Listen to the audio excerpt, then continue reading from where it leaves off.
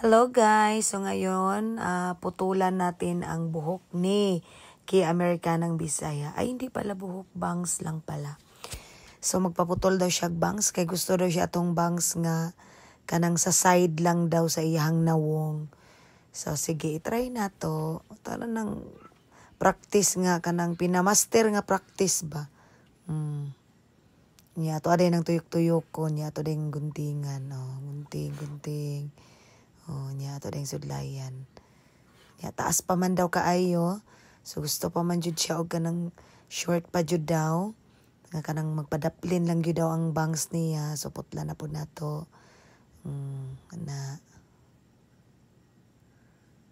So inana ra na siya.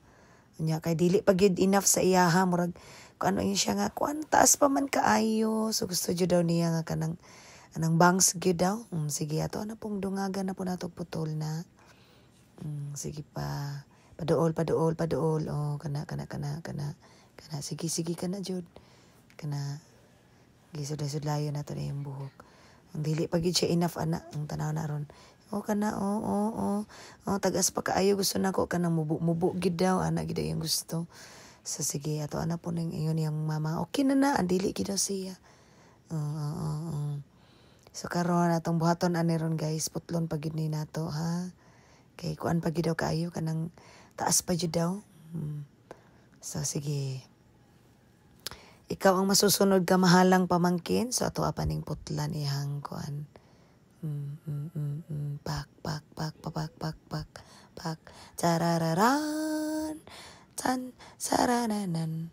So putla na po natog balik no, kay to pa yung pamubo-mubuon.